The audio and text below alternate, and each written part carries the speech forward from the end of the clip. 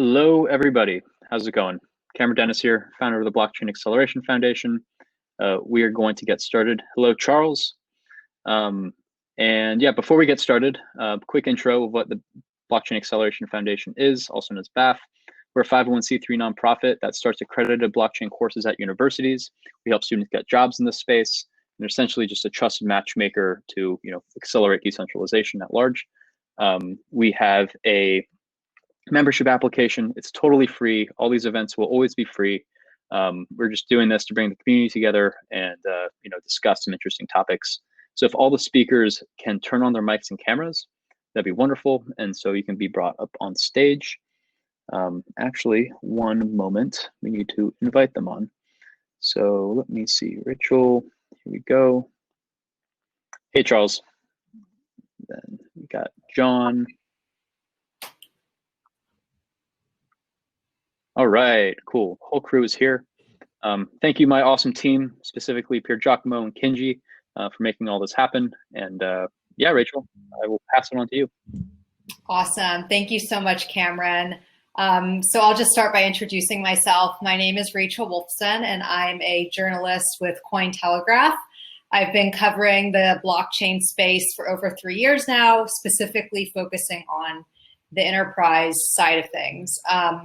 And yeah, I guess that's a little bit about myself. I'm going to turn it over to Charles and John to introduce themselves now. So John, do you want to go first?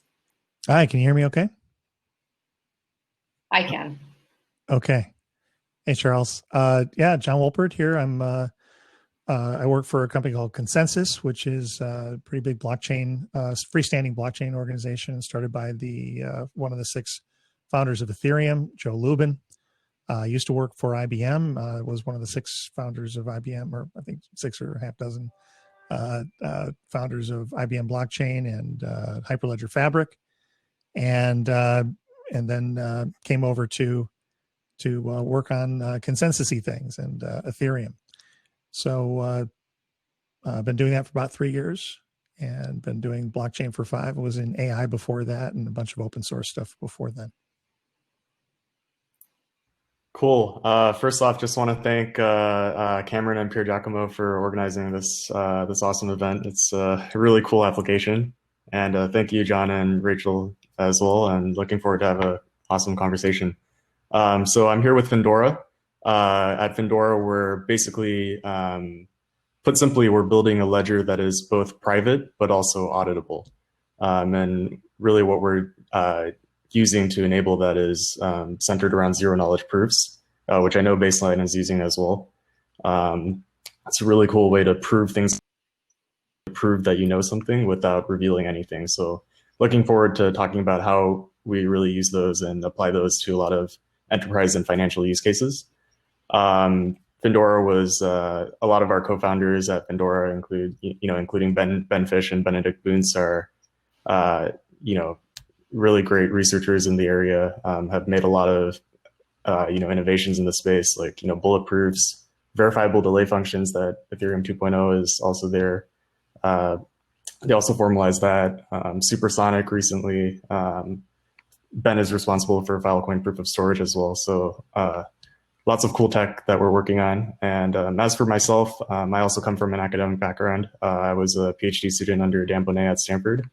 And yeah, it was also when I was an undergrad at Stanford. Before that, I actually started the Stanford Blockchain Club. So I have a ton of respect for what Cameron and Pierre Giacomo are doing. It's really hard to organize these events. So thank you everyone for coming, and I'm looking forward. Awesome. Thank you for the great introductions, Charles and John. I'm excited to speak with you both today since you both have incredible backgrounds. So I think the first question I want to start with is, why are we seeing enterprises want to adopt public blockchain networks now versus what we were seeing a few years ago when it was really all about private networks? What has, I guess, caused this change to occur right now, in your opinion? Charles, you want me to take that one for starters? Up to you. Yeah, go ahead. So yeah, Rachel, and by the way, it's great to see you. I'm really excited about the work you've been doing. You're huge in the space. Everybody's reading your stuff. Love that piece that you did about some folks the other day. Gosh, I don't know that enterprises are adopting blockchain, and I think that the attempt that we made in 2015 to adopt the buzzword blockchain and apply it to shared databases, which is kind of what we did, and I had some hand in that. We say, hey, blockchain, that's cool, but blockchain's not Bitcoin because we are scared of Bitcoin. So why don't we just call it blockchain technology, and we'll call it DLTs, distributed ledger technology. And when you start to really get sober about that, you're like, we used to have this phrase, at least I did. I said, when we were building that stuff, I was like, I worry about what I was calling Andreessen's revenge, because Mark Andreessen is a pretty smart guy. And he was making fun of us for building these private blockchains, these permission blockchains. And I was like, maybe he's got something here, because, oh yeah, we're building like complicated spanner. And so I started getting nervous about that, around 2015, 2016. I think it was an appropriate journey. We had some things to learn and to say about chains of blocks, right? we had some things to say about distributed systems. IBM, my team, obviously knows a few things about distributed systems, cryptography, and data. So we thought, well, let's take our hand at that. And we built Fabric out of that. But ultimately, yeah, it's a shared database, and it's slightly more tamper resistant than, say, a DB2 or Oracle database, because you don't have a single administrator that could do anything that they want. But now you've got, maybe a small group of companies that if they had a reason to collude, they could. What you also have is a shared system where everybody with a full node has the ability to make everybody else's bad day by getting hacked by Mr. Robot, right? So it doesn't have very good surveillance resistance. And really, most CEOs in the enterprise space, when they think about security, they're thinking about data breaches. So do you have, if you have 100 company blockchain or private blockchain network or permission blockchain network, you have effectively a nudist colony on a private beach, and anybody who can get onto that beach is going to see everybody in their birthday clothes. And you say, well, cryptography. I'm like, yeah, that's kind of like wearing a Speedo to a private beach. Right?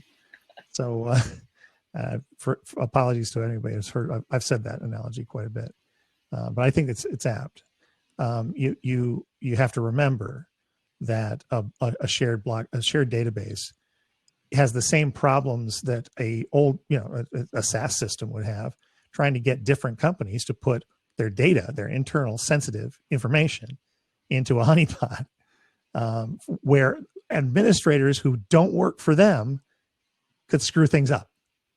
And there was reasons why we didn't do that for decades. Why are we doing it now? Well, because we call it blockchain, and because companies like my old company, IBM, would put you on stage with Ginny Rometty in front of 30,000 people in Vegas if you did it, right? And so as the bloom comes off that rose, you start to wonder if that's going to, if the old patterns are going to persist, and I think they will. So I guess that's a long way around to saying, I don't think we ever really embraced blockchain in the enterprise. I'll be controversial and say that. I think we embraced shared databases, and we revived a lagging database as a service industry, and now it's got a little more juice. The question is, what are we going to adopt going forward? Maybe I'll stop and answer that later. Great. Charles, do you want to check? Yeah, well, John, I think you touched on a lot of important points, and you're absolutely right. We saw a lot of POCs and a lot of pilots back when blockchain was kind of hitting the mainstream and everyone was getting crazy. But I think people were soon realized the realities of what blockchain is and what it's good for. And like you said, it really just is a shared database. And I think really what we need to do is look at the first principles and what blockchains do provide and what they do not provide. What they do provide is revolutionary. They do provide, a single ledger, a common source of truth, which is one huge advantage of blockchains, and that's obviously something that can help synchronize, different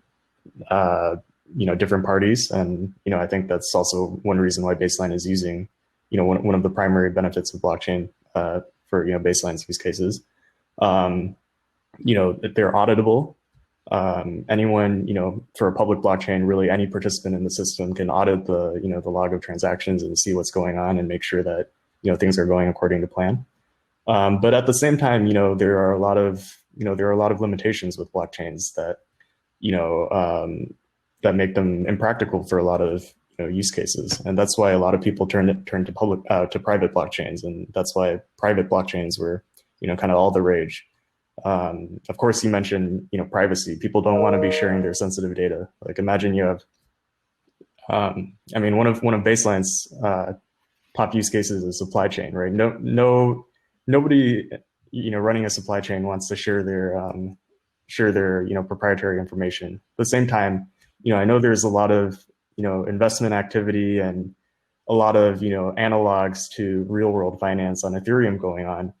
But, the really fundamental problem is you need privacy for, financial services. No hedge fund really wants to disclose what they're buying or what they're selling, especially on a system that's vulnerable to front running like Ethereum. Obviously, scalability is a huge issue, which is what drove people to private blockchains. I think we aren't necessarily seeing the huge adoption that we might have expected or,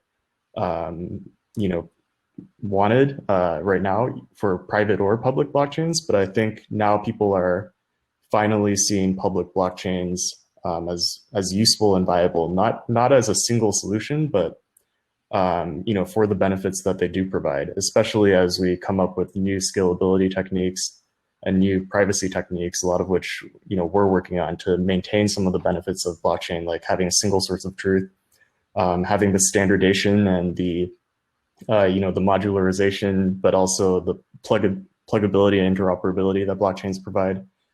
Having the auditability, but also preserving the privacy. So I've spent some time looking into Baseline stocks also. I think it's really exciting how you guys are using, like a reference or like you guys specify what is necessary out of a public blockchain for the Baseline protocol to work. Here at Findora, we're building a general ledger that offers these properties: auditability, privacy, high scalability, but we don't specify actually what the consensus algorithm is. We actually support pluggable consensus.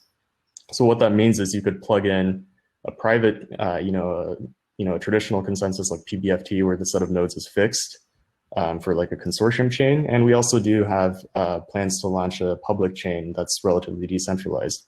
And the idea is that these will be, interoperable, and for instance, assets and identities will be able to flow between say a private Findora instance to a public instance.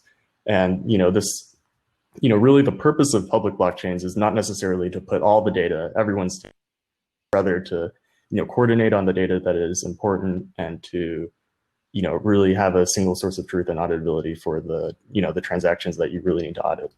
So that's my perspective on that. I don't want to run on too. Yeah, definitely. Well, those are both really good perspectives.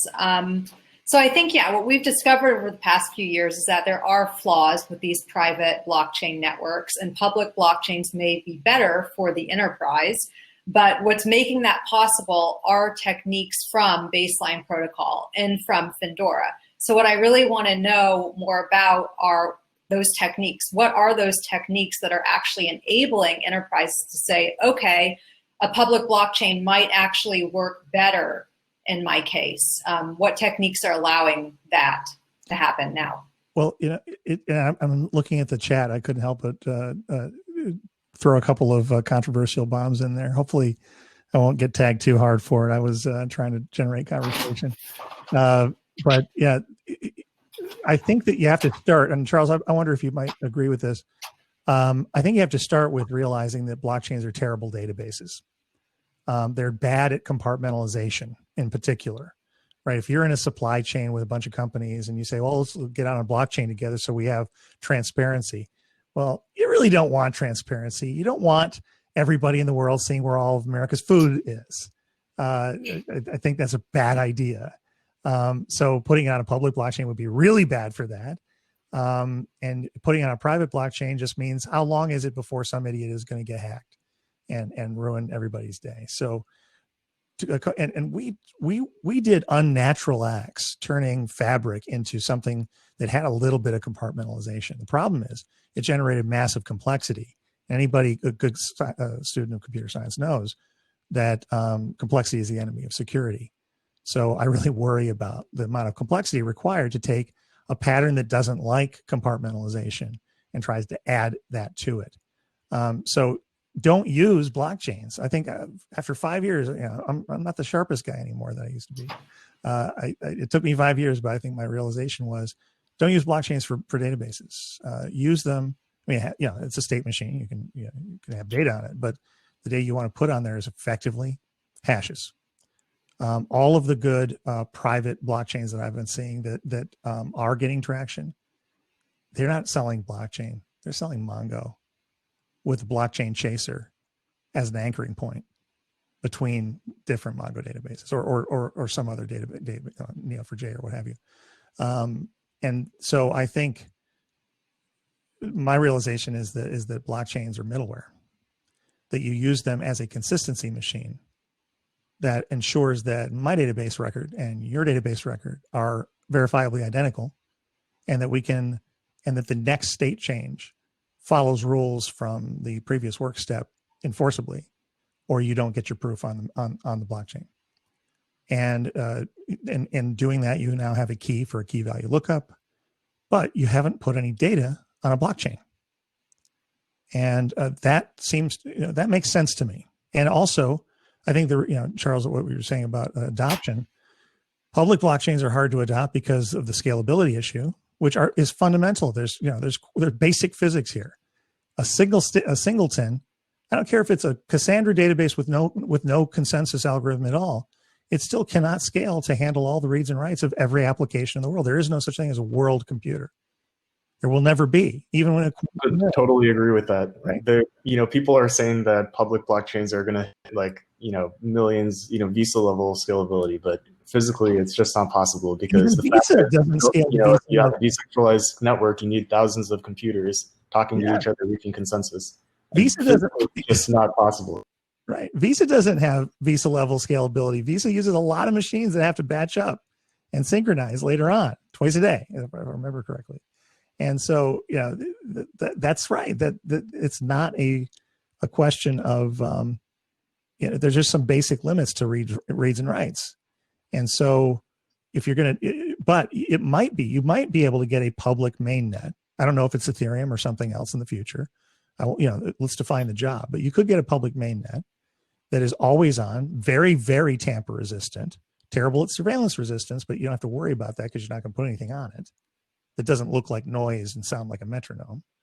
And you can use it to say, hey, we all have a state of consistency.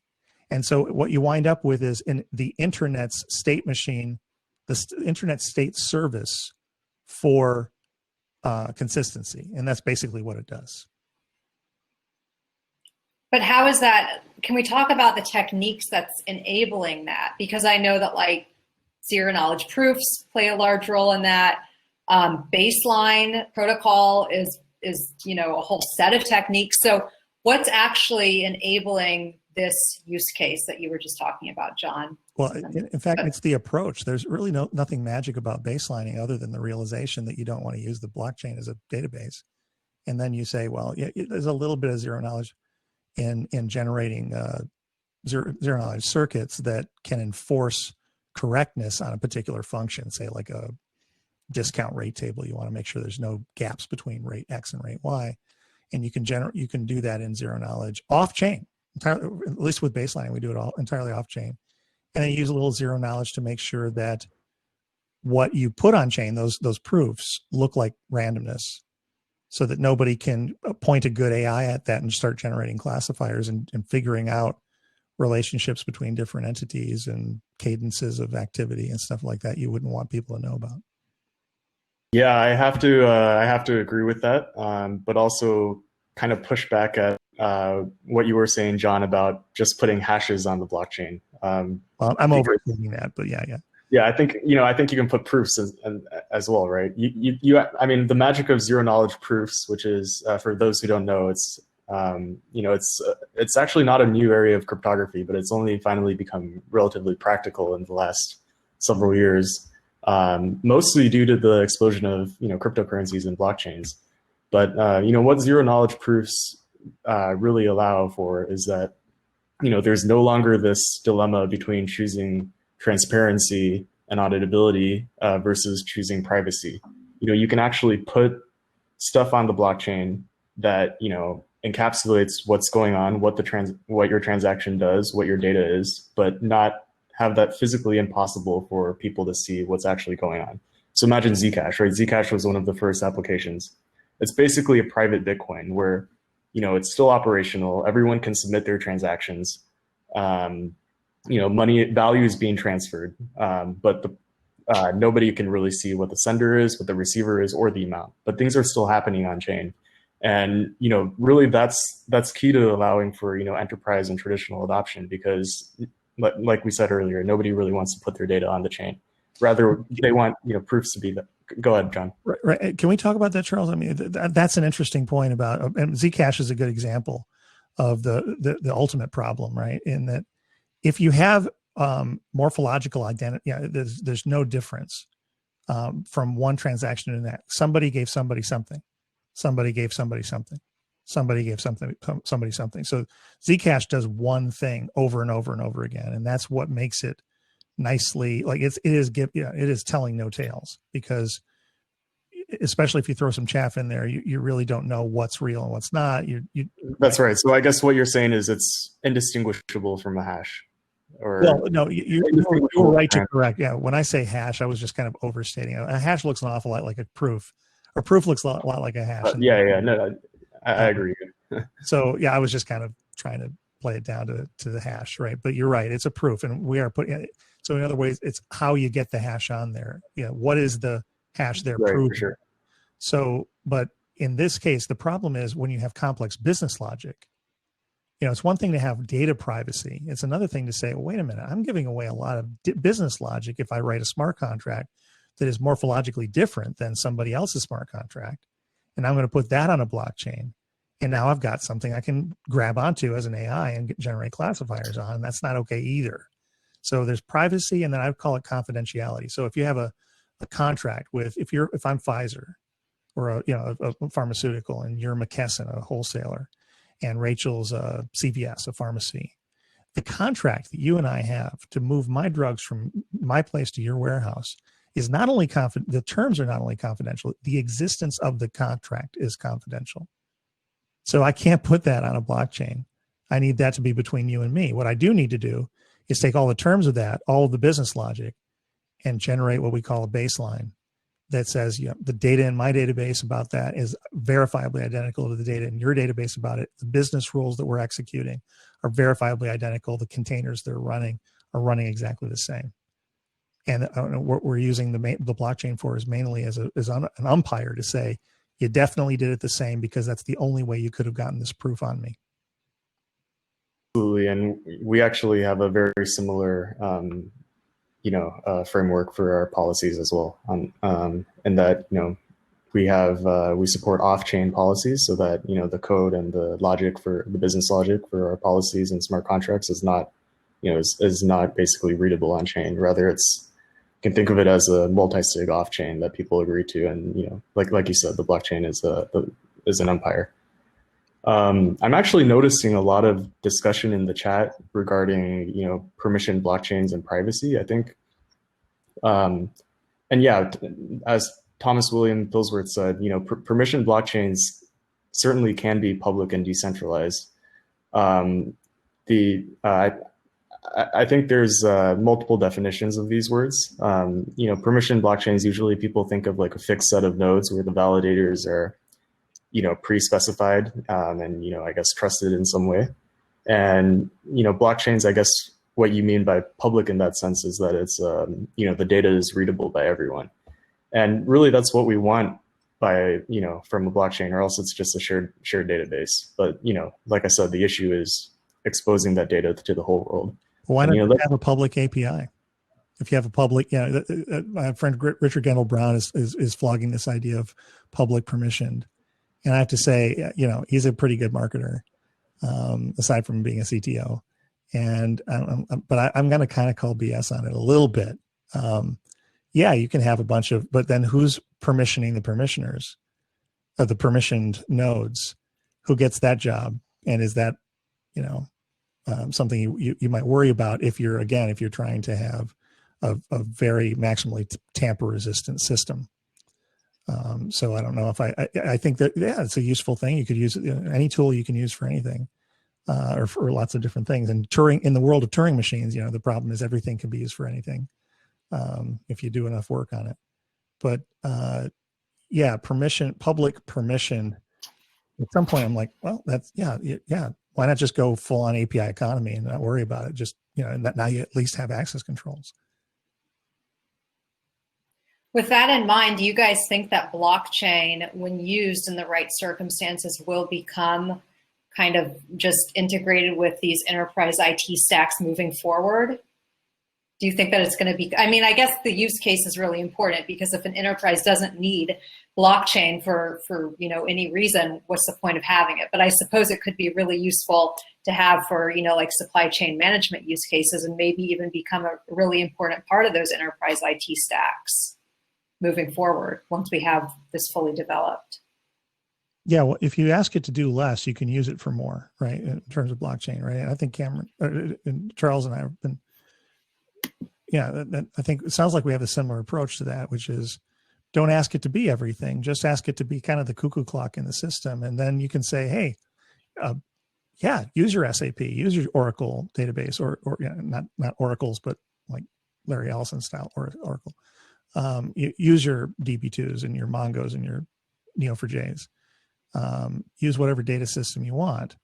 And now you've got this little extra kind of umpire that can help keep them in line. And if you use it for that, then it'll scale. If you try to use it for your Twitch game, it's going to break, faster than CryptoKitties did. And if you optimize a system for scaling, you're quickly going to suffer Andreessen's revenge. That's the problem. There are clearly some use cases where blockchains are certainly not suitable, like scalability. I think, internal systems where, people have proper access controls and people are trusting each other, like a single company's internal systems, maybe you probably don't need blockchain. Like John said, you don't want to use blockchain for everything.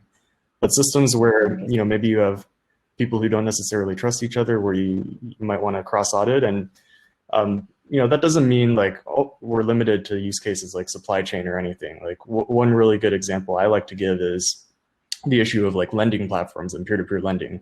So for instance, in China in the last several years, there's been, billions of dollars of fraud because lending platforms have been, doing various different types of fraud, like, not properly matching lenders and borrowers, taking the, the loans for themselves and running off with them, making fake lenders and fake borrowers and stuff like that. So, people have lost their life savings, trillions of dollars have been scammed.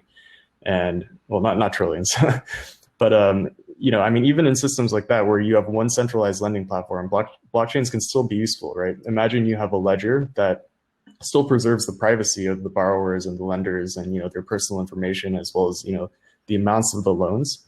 But you were able to allow, everyone, not just the platform itself and its auditors and regulators, but also borrowers themselves and lenders and all sorts of potential users to check, for instance, this borrower, all the borrowers, all the lenders, are verified by these trusted entities as real. All the funds are going correctly from the lender to the borrower. The lending platform is not touching the money. It's only taking a X% cut. Blockchains would allow this. If you ran a lending platform on Ethereum, right? Imagine Compound and Aave. You're able to check these things. You can validate for sure that the smart contract, Compound is not taking that money. And, imagine adding a privacy layer. That's really what you need for the real world. Yeah. And you can stop all these frauds. So I think blockchain does have, a lot of use in, a lot of these, traditional use cases, and, it's just a matter of where. Right. I'm curious to know your thoughts on Ethereum 2.0 and how Baseline and Findora ties in with that, because I think with Ethereum 2.0, we're going to see a lot more enterprises gaining interest in public networks, but what's the role that Baseline and Findora plays there? Maybe John, you want to go first, because I know Baseline is. I might count. I've gone first 3 times. I'm feeling like a grandstander. So why don't you go first? Yeah, so we're watching Ethereum 2.0 very closely. As I mentioned, our co-founders Ben and Benedict invented a lot of the cryptographic tools and primitives that they're using, like verifiable delay functions and a lot of the zero knowledge constructions too. I think I'm very optimistic. I've been a big fan of Ethereum from the beginning. I think, they're going to be able to run into, they're going to be able to solve a lot of the scalability problems. But, I also fear that there's a good amount of technical debt. It'll be harder for Ethereum to migrate to Ethereum 2.0 since they already have the system running. So, if you were to launch a completely new chain, it'd be easier. But of course, Ethereum also has all the buy-in from the developers and the liquidity and the asset issuers. So that's my overall thoughts on Ethereum 2.0. In terms of enterprises adopting Ethereum 2.0, I still agree with John. I think, scalability is still not going to, you're not going to be able to run Visa on the layer 1 Ethereum. That's why layer 2 is very promising. And I think, we still need to be able to run Visa on layer 2 either. Of course. On ETH2 either. Yeah, of course not. Yeah. I mean, Ethereum 2.0, maybe you'll scale by a couple, 3-4 orders of magnitude at best, but even then it's not enough. So really what we need to do is focus on what blockchains are useful for, and that includes checking in, I guess, baselines, committing to data but validating it off chain, committing to important pieces for settlement, stuff like that. That's my general thinking. Yeah, I think that's pretty apt. I think so ETH2 is not going to scale, as you say. Again, there's just physical limits to the universe. I see a question from Thomas Pillsworth. It says, please explain shard chain. So I'll try to wrap that up in here as well, which is, if you think about, I always think about Cassandra databases, or Cassandra as a good way for me to keep my head around the notion of shard chains and such. And that, again, back to hashing, everything's around hashing. Why didn't we get all brandy about hashing? Like, why didn't we, like, is our enterprises adopting hashing? Right. That probably would have been actually more useful, because hashing's everywhere. Really good, solid technology that everybody uses, right? And that descended into the plumbing, just as blockchain will, right? I think blockchain will be, it's not in-house plumbing, it's like in-street plumbing. You do not want to use it to run the back end of any application I can think of, right? But you might use it as the big giant standpipe in the middle of the street. And so, but a shard chain is, shards in a Cassandra database, you have a bunch of different state machines, and then you hash. You generally take a hash, and then every time you deposit data, you hash it, and then you decide by that hash which one you're going to put on, and then you usually add it to the one before and the one after, so that in case something goes down, something like that. So you've expanded your read-write space effectively. Charles, would you concur? Yeah, absolutely. I think we're actually very, very aligned in terms of vision and overall architecture. I mean, yeah. Oh, sorry. Go ahead. Oh, go on. Yeah. What gets gnarly is how to do that within adding a consensus layer on top of that, and then adding crypto economic structures on top of that, so that you avoid things like the halting problem with the whole point of gas is, from an IT perspective, is to stop some knucklehead from writing an endless for loop and bringing the whole system down, because every single machine on the system is going to run that forever, right? So you run out of gas. Hey, well, that's actually kind of a clever way of doing it, given that it's unsolvable otherwise. So from a CS perspective, so that's, and I'm reminded when in the question of what happened years ago with the internet, right? So the internet, first packet 69, right, from Menlo Park SRI from LA to Menlo Park, and and it took a few years to get going.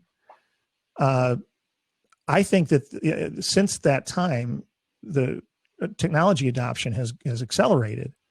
But then when you hit blockchain, I think it slows back down because people are trying to preserve the value of tokens. So you wind up with this heavy conservatism that sets in the minute you launch that blockchain, as you say, right? So it's a trickier thing to go from ETH1 to ETH2 because you can't ruin the value of billions of dollars of ETH in the process. At the same time, if you go from 0 to 60 on say proof of stake, you've seen that that's been problematic because you sort of needed this proof of work backbone to start it. So in a way, you need, I think Vitalik might be right that you have to incubate, and if you're lucky, and you have to hit the timing right. I think the reason I'm behind Ethereum strongly is partly because it got the timing right. 2015 was the time to be there, not 2020. Sorry, right? Maybe now you could say it might be a MySpace, Facebook thing, and that there's room for another turn of the crank. But often, you know, when you hit the timing right, network effects will kick in, and all you have to do is not screw up from there. And so, moving from ETH1 to ETH2 is going to take. It has taken time. Thank God we're about to hit the big work, and there was a lot more work packed into the first phase than was anticipated. So hopefully, it'll be fairly linear from here into the 2021. And I'll stop there. Yeah. I mean, what's interesting is we're seeing this transition happen right now. And I think, enterprise blockchain really came into play a few years ago. What's going to happen with private blockchain networks? Are they just going to become obsolete once enterprises realize that public networks are probably better? I mean, it sounds like, what's the point of a private network even? It's like, what's going to happen to those networks? Are they going to just stay? What do you guys think? Well, I'll give my thoughts, but I'd also be very curious to hear your thoughts, Rachel, because I know you're an expert on the topic. Wow. So, what we're envisioning at Findora is actually kind of an internet for finance. So I'm not going to claim that we're going to be the only blockchain around or the only protocol around. Certainly there's going to be many different protocols, especially for different use cases. But what we're imagining really is one global public network, running the Findora system that's used for kind of global settlement, especially where there is, it would be impossible to have a consortium chain, right? Like imagine different entities trying to transact, in a world that's becoming increasingly like protectionist and nationalist. There's not going to be a single, de facto like consortium that can be trusted to, validate every transaction. So, we're launching this public network as kind of like the single ultimate source of truth. But like I said, this protocol, what we're doing with zero knowledge and enabling data and transactions to be private, but also auditable, or what the underlying consensus is. If you put a Findora ledger on a single server, then basically what you have is a database. In fact, the first database that is completely private, and that all the data is completely private, but that anyone can audit, such that all the transactions conform to the policy. But if you put it on a, like a permissionless decentralized ledger, then it basically becomes like a confidential Ethereum. Obviously, there are trade-offs with Findora's technology, but that's basically how you can think of it. These are different levels, and the consensus is really a separate issue. And there's value to decentralized public networks, and there's also value to single server services, and there's also value to consortium and relatively permission chains in between. And basically what we're envisioning is an ecosystem where you can think of like a single internet connecting everything, but also a bunch of intranets, whether it's consortium chains or single servers. And imagine little databases, right? Yeah, exactly. Imagine like a network of U.S. banks running a consortium for their internal settlement, and then they would obviously issue a U.S. dollar token that could be redeemed there. But then you could imagine this token, their little consortium networks specifying rules on, whether the U.S. dollar token can be, moved to like the public ledger or other ledgers to be used there. So that's basically the ecosystem that we're imagining. Like, just as the internet enables, data transfer between, different intranets and, stuff like that, we're basically imagining like an internet for value. Exactly. Yeah. Well, John, what are your thoughts on the matter?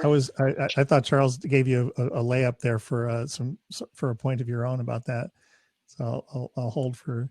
What do you think? Well, I guess, I think Charles is right for sure. We're seeing this internet of value finally being unleashed. So, we've definitely within the past few years, I don't think that was really as noticeable as it's becoming now. That's what I think. Will private networks go away completely? I don't know. I think, honestly, my honest opinion is eventually, yes, they will. Like, they have to. We're evolving. And I think the next step is what we're seeing now. We aren't there yet. I think we're just at the beginning. But eventually we'll get to a point where blockchain, like you've said this to me before, John, but basically blockchain won't even be, it won't even be blockchain. It will just be a thing that exists that enables certain use cases to function, in those ways. Yeah, I think that there's this timing thing, right? When do things come and go? Usually things stick around, right? There's a machine for every problem. And so I will say this, I think we've talked about this before, Rachel, that if you want to be really pedantic about it, we were using the wrong term when we talk about intranets, right? Well, the analogy is extranets. A consortium blockchain is like an extranet, and they are as unwieldy, hard to. I've been building consortium and alliances for 30 years in business, and they're hard. And I remember writing this line in 2015. I said, maybe what a private permission blockchain is a way for us to all have control, but none of us be in control of the system through which we're doing business. And I thought that was a terribly clever line. I flogged it a lot, but I think I was wrong, because it doesn't actually reduce the problem. In fact, it increases it. It takes forever to set these damn things up, these consortium blockchains. People that used to work for me running TradeLens and the Food Safety Network. And you couldn't have done that without a Walmart or a Maersk. So you still have hegemony. Hegemony is alive and well in blockchains. And so they're extranets. We haven't changed the fact that we still are using humans to get the job done. And humans have issues about politics between companies with different flags. So it's not about the technology, it's about the people. But but extranets still exist. I would say that I cannot find a reason to use a blockchain or a DLT of any kind in a single company. It makes zero sense to me. If somebody can explain it to me, I've been asking for 5 years. It makes no sense. If you have two different departments that have, control issues, use Git. Git would be great, right? I have my Git, you have your Git, I can commit Git. Yeah, I can. That would be a really good. I think if you have a problem with humans and control and data, use Git. Don't use a blockchain, right? I don't know what you think. Oh, well, I was just going to say something kind of interesting. I remember when I first learned about enterprises using blockchain, I had to think about it. I didn't understand, because the private blockchains just, I understood what it was, but I didn't understand blockchain. You know what I mean? Like, how can a blockchain work? It's like, it's a modified blockchain. And so it took me forever to understand, like, okay, this is actually blockchain being used, but it's modified for enterprise use. And I think what we're seeing now is finally blockchain, almost, pure blockchain being used by enterprises for its intended purpose. And that's really amazing. I finally get it. I finally see enterprises can use blockchain for transparency, for the benefits that it's supposed to provide, without being in these enclosed environments. That's like not really the point of blockchain. So that was just my thought. You reminded me of that and something you said. Yeah, I think that makes a lot of sense. Horses for courses was, I used to live down in Australia, and they used to say horses for courses, mate. Meaning, you got to put the right machine on the right job. Right. Cool. Well, I think we have 15 minutes left, and so I think that's the time for questions. So I'm going to just take a look over at the Q&A. Actually, one of the questions that I think is really interesting that we didn't really fully talk about, what makes Findora and Baseline different? Charles, you want to start? Yeah, sure. I think for Findora, it's really this focus of generalizability and basically just thinking of us, not in terms of whether it's a blockchain or not, or whether it's a public network or a private network, but just thinking of us as a ledger that is both private and auditable. So, the transactions that we're supporting, we're obviously targeting for a financial use case, but ultimately our goal is to, basically make sure that the transactions are, maintain the confidentiality and privacy that use cases would require, but also making sure that they're auditable. And I'll give a few examples. Like, say you were trying to run a hedge fund on a ledger. In contrast to existing, traditional methods of doing that, you would be able to put all your transactions on the chain, what you're buying, what you're selling, and the manager would be able to prove that, to the entire world through zero knowledge proofs that say they're only taking an X% fee, or that all their, all their LPs, all their investors are, accredited by some set of, trusted addresses, all of that, and prove that the fund is solvent, prove that it's only invested in whitelisted assets. So really, it's centered around this idea of not, putting the data on the chain, but also allowing users to do computations on those and to validate those, that certain conditions are being met. So I think how we differ from Baseline is probably the sort of, and John, I think you should jump in on this if I'm incorrect, but I think how we differ is, I think basically how we treat the data. In that, in Baseline, maybe you're, when you're baselining, you're kind of putting like a commitment to some, contract between outside parties that, they need to validate and they need to, check themselves. Whereas Findora is something where, the data is stored there. So there are implications, there are positives and negatives to that. But that can be used and, that can be audited by anyone. And that can be also used in further computations. Yeah, I think this is where zero knowledge, the circuits, Socrates style, really are useful, whether you're running those on chain or not. Baseline runs them all off chain. So you generate your work group, which is kind of like a Slack experience for building a consortium. You just say, you and I are going to make sure our database is. When I send you a PO, I've baselined the PO, so that I know that I don't have counterparty risk. You can't say that you fat fingered the data or that you didn't get the memo.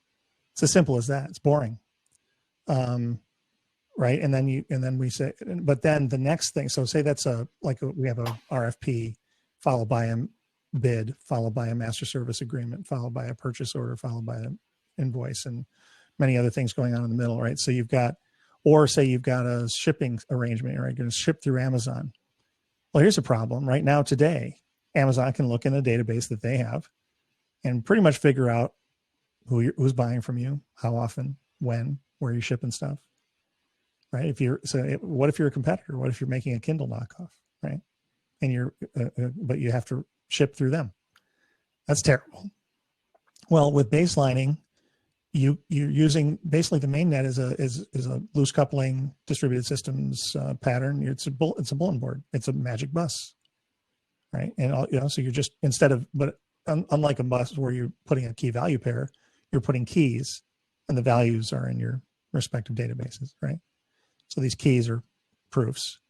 And so you can say this proof is generated only if the zero knowledge circuit that we've constructed out of some business logic that says you must follow these rules has been run correctly by everybody. So you have proof of consistency, not just proof of existence, proof of consistency, and one proof cannot, the proof B cannot exist without having followed the rules of proof A, right? Or the business logic embodied in proof A. And then, you get into Merkle tree fun and all that stuff. But ultimately then you're able to say, I can do sequencing control. I can say, purchase orders 1, 2, 3, 4, and 5 cannot, none of those can execute from the same original state. So for example, say we have a discount table in a master service agreement, and it says, well, if you order 100 units from me or more, you'll get a discount on anything over 100 units. And then I've got a purchase order for 100 units, and I send that to you. Today, this happens in the best of ERP systems. Second purchase order comes in and it crosses paths and the two purchase orders don't realize they each other exist. They both calculate from zero, right? From having ordered zero. One of those is getting the wrong discount. And that leads to revenue recognition issues under GAAP, under generally accepted accounting principles, which means that you're going to get you are able to book your revenue a lot later because you have to reconcile long after the fact. If you can use the mainnet, or you can use a blockchain or a public blockchain, which is nice because it's always on, tamper resistant. You don't can't lock you out, and you don't have to set one up for every single new partnership you have, which is really the point. We have a system for this, right? You can use MQ series. You can use any number of integration buses. The problem is you got to pay $1 million every time you do it. And as 30% of your counterparties that aren't doing enough volume to make that make sense. So wouldn't it be nice if we had this always on thing that was running for its own reasons that we could use as a bulletin board? And now I'm just depositing that key, and I can use that to ensure that no two purchase orders calculate from the same base. And I can also use it to say, I need Amazon to give me the delivery date so I can generate my invoice, but I don't want Amazon to know anything about me. Fine, I've got absolute atomic compartmentalization down to the workflow step. They don't need to know a thing about this workflow, except that they have to put, in order to finish their job and get their proof on the blockchain, they have to put the verified delivery date so that I can dead drop it. I grab it. They don't know I'm grabbing it. I'm just subscribed to it, the topic. I grab it. I generate the invoice. My customer knows that was a verified delivery date. Amazon doesn't know anything about our relationship. I think that's a pretty cool idea. Yeah, it is. I mean, clearly blockchain is a technology that enables trust and confidentiality of transactions, which is awesome. But I do think the problem still with the enterprise mindset is when they think of blockchain, they think of cryptocurrency. And when they hear public blockchain, it's even worse because they think of Bitcoin and Ethereum and Ether and, everything that's wrong in this world, according to them. Fortunately, so I think had a that hand in getting them to think that, and so my job is to tell them that I was stupid and that we should stop doing that. Because the public blockchain in those days. I mean, a friend of mine, Paul Brody at Ernst & Young, actually way better speaker, better looking and funnier. Paul was my predecessor, sort of, at IBM. And he said blockchain about 4 months too early. And now he's at Ernst & Young. He's done well. It's fine. But it wasn't a good day for him when he went in public and said blockchain, because all these bank executives called up the previous CEO, Jenny Rometty. By the way, fun fact, our old boss, Arvind Krishna, is now CEO of IBM. And he was really the true leader behind blockchain at IBM. He called up my old boss, Jerry Coleman, and I, and so here we are. But yeah, so Jenny Rometty was getting all these calls saying, "Are you guys back in Bitcoin?" And she's like, "What?" And and he was managed out of the business. And he'll tell you the story himself, so I'm not telling any tales. But then we all started chanting, "Blockchain's not Bitcoin," but and eventually people were like, "Oh, blockchain's not Bitcoin." But then we got off on this crazy tour of saying, well, blockchains are shared databases, and that got us into even weirder places. Yeah, I mean, I think that's going to be a challenge with adoption here, is just getting that mindset out of the enterprises thinking, blockchain, cryptocurrency. But anyways, that's for another discussion that we can talk about later. Let's get back to the questions. So I see the one with the most votes, which is, why are blockchains important for the adoption of zero knowledge proofs? Other way around. Okay, so why are zero knowledge proofs important for blockchains, for blockchain adoption? Well, I think from a historical perspective, really, I mean, all the all the advancements in zero knowledge proofs. I mean, zero knowledge proofs have been known. I mean, this whole the general protocol of proving something like you know some X that satisfies some equation, but not revealing anything about X, and then having like a verification protocol, and having like maybe like a key generation protocol. This simple protocol, and there have been protocols that do this since the late, I think maybe even 1980s, 1970s, but there really wasn't much use case. I mean, blockchain provides a perfect setting for this because blockchain has a single source of truth. It's got, it's fundamentally based on data and proving things within this framework. And there's a huge need for this because in blockchains, everything is public.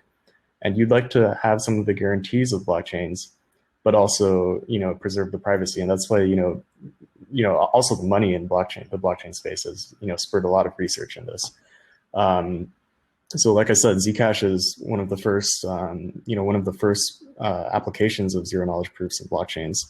And really what Zcash does is simple, right? When you send a Bitcoin transaction, the network of miners is checking a few things. First, that all the signatures are valid. Second, that the amount in the inputs is greater than or equal to the amount in the outputs.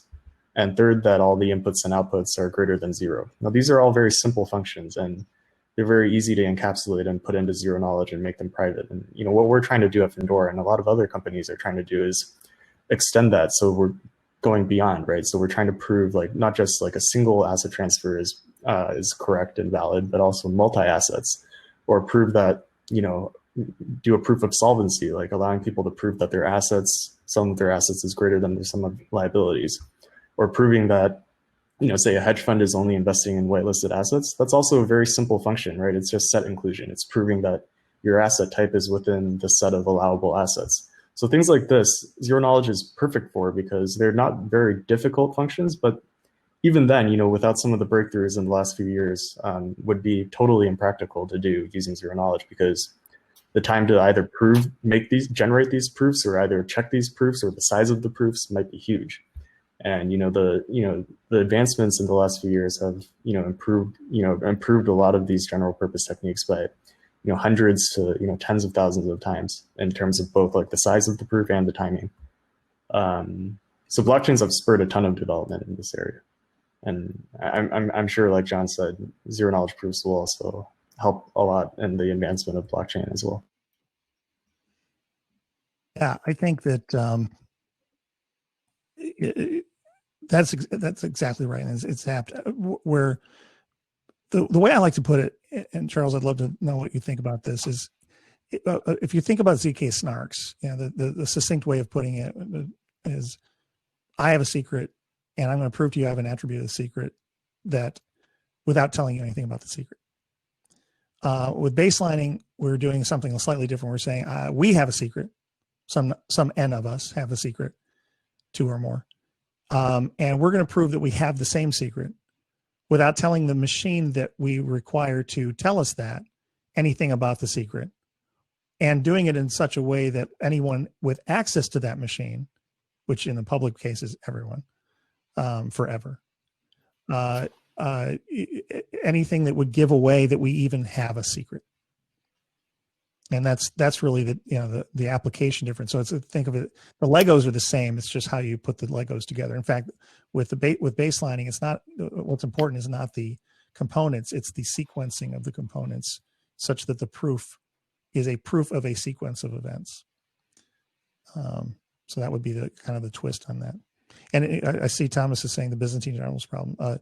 This is actually effectively, it's not the Byzantine generals problem that we worry about with baselining. It's the two generals problem. It's I've got a message, I send it to you. Now I got to have an ACK back to make sure you got that. Now you have to have an ACK back to make sure that I got the ACK, and you get into a endless loop. Where if you have a proof on the blockchain, and there are other ways to deal with this, but one of the nice things about baselining is that you end that circuit. You're like, oh yeah, there it is. We both see it. Yeah. Okay, so I think we have time for one more question, and I'm just going to take a question that I think is, kind of thought-provoking. So someone asked, should we call it Web3 instead of blockchain? We talked about the Internet of Value. What do you guys think? Should we start calling blockchain Web3? I call it the stateful internet. Okay. Right. Really like that, John, because I'd never thought of that phrase before, but and I do agree that we should call it Web3 or something else other than blockchain, because I think what we're really in here fundamentally is about state. The internet, HTTP, HTTPS, those protocols are all really good for data transfer that is not interdependent. So let's say I have a file. If I send that to you, right, it's just going to be copied, and there's no sense of state. But when you're transferring value, right, or in a lot of different use cases, right, if you can't just copy and paste a Bitcoin, and that's really the key thing. Web3, blockchain, the stateful internet, it's all based on the idea that data transfer is interdependent, and I think that's really the key thing, and it's all about state. Yeah, and from that perspective, I think that this leads to maybe the circular conclusion is if, again, horses for courses, there will be lots of blockchains, there will be lots of databases, there will be lots of messaging protocols. We've been using a lot of NATs lately. Derek Collison came on our show the other day. It was really fun. NATs is pretty interesting as a messaging protocol. How Corda flows. I mean, I've been chatting with Dan over here, which has been funny. A little distracting, Dan. It's hard for me to, because you say all these interesting things that I want to argue with. Corda. Richard Kendall Brown used to say Corda's not a blockchain. It's a mess. It really is. It's a good messaging system. Corda flows is a pretty good messaging system, but it's not a blockchain, really, in my view. And he used to say that, and then his marketing people got on him and said, "No, you got to call it a blockchain." But at the end of the day, if you want a stateful internet, you have to decide at what point do you want to have balkanization? Do you want to have a silo? Because right now, today, I've got integration layers between companies all over the place. MQ, the organization that runs Sybos. Why am I going up on the name? Somebody help me out. Sybos is run by the biggest one. Forgetting the big name here. I don't know. Anybody in the chat? Yeah, the global banking clearance layer. It's getting late here. Swift, thank you. Swift. Thank you. Luke gets the prize. Good job, Luke. She got a baseline hat. So Swift is it's what you need if you have different machines, and your iPhone knows this, right? Different machines, whether it's in a single device or in a single company or across companies across the internet. If you have multiple different machines that need to agree on things, you need a common frame of reference. You either need to, I think the new phrase is correct, primary and secondary one to the other, or you need to have a new integration bus, something that you can both agree on. Problem is that costs money and somebody's got to run it, and you've got that issue. So wouldn't it be nice if any machines that do need to sync up have a always on state service for handling that? And if we think of it that way, a public blockchain can scale to that. Can't scale to much more, but we can, all the tricks in our kit for the next 10 years, we could probably get it to scale to that. And that would be a nice, boring, nice use. There will be no press on this, Rachel, unfortunately. It'll just be, it'll be like UDP or, it'll just be something that the internet has in its kit. And the question is, how many of those do you need, given that ultimately the logic is anything that wants to work with something else needs to have a common frame of reference. Does the internet need a top level common frame of reference? And if so, who gets the job? That doesn't mean that other common frames of reference won't also exist, but then they will need a common frame of reference. At what point do we single it out? Right. Well, who knows? But the future looks bright, and that's the good news. Seeing, Baseline Protocol and Findora, it's really amazing. So I'm excited. I'm sure the audience is excited. And that being said, I think we should break out into some networking so we can all chat individually. Great. Thanks, Rachel. Thanks, yeah, Cameron. Thank you, Thanks, Rachel. Charles, yeah. Yeah, honestly, I think this was one of our best. We host one of these every single week, and this is one of our best discussions. So really appreciate all of you for joining. Before we hop into networking, just real quick, I'm going to drop some links in the chat. If anyone else has any links that they'd like to share regarding your Twitter follow, your Twitter. This is a community where we want to support each other, bolster each other's work. So this is your time to shill what you're working on. Drop it in the chat. We can sort of all follow each other. And real quick is just to reiterate, the Blockchain Acceleration Foundation, also known as BAF, is a 501c3 nonprofit that is trying to create the machine to pump out the talent that this industry needs. We start accredited courses. We have one going right in fall at UC Davis. It's an undergraduate blockchain development course. Actually, Charles will be speaking. John, it would be great to have you as well. And besides that, we have a recruiting program running. So if you're anyone, actually, if students, we normally, are geared towards students, but we dropped a membership application here. Take that. This is the sort of one-stop shop where, we identify what people are looking for, what people want, or what people are willing to give, and then we match them. So if you're looking to hire people, we have students. If you're looking for a job, we have jobs. If you're looking for your startup looking for money, we have investors. So this is the spot. And we also, that will give you access to our Discord as well. And if you love what we're doing, we also dropped the donate button or chat URL. Everything that we do here is completely free. Every little donation counts. Our ultimate goal is to create an automated and tax-exempt nonprofit that's completely incentive aligned. And it's really cool for those who have a lot of short-term capital gains to pay. There is a lot of tax benefits for donating cryptocurrency. So that is actually how this all got started, was to process cryptocurrency-based donations for university blockchain clubs to tangibly accelerate the industry. And yeah, in short, that's about it. We will move towards networking. For networking, just make sure to turn on your camera and mic. There are a bunch of different tables. Feel free to hop around. A little bit of like a cultural behavioral thing is, if you hop into a room, don't just barge in and introduce yourself. Sort of wait until someone, either there's a pause, or if you're in a room and somebody enters, ask them to introduce themselves at the right time. We've been running these a little while, and just learned to make that pretty apparent. So besides that, next week we're going to be running through everything that we're working on. We do this about every other month or so. We are doing research. We have courses going. We have these weekly meetups. We have these recruiting programs. So, essentially giving a full rundown of the state of the Blockchain Acceleration Foundation. And in order to join, you have to become a member for that one. So, yep, that's about it. Thank you again. And we'll probably make this event live and publicly available by the end of today or tomorrow. But thank you, everyone, and see you in networking. Thank you, Cameron.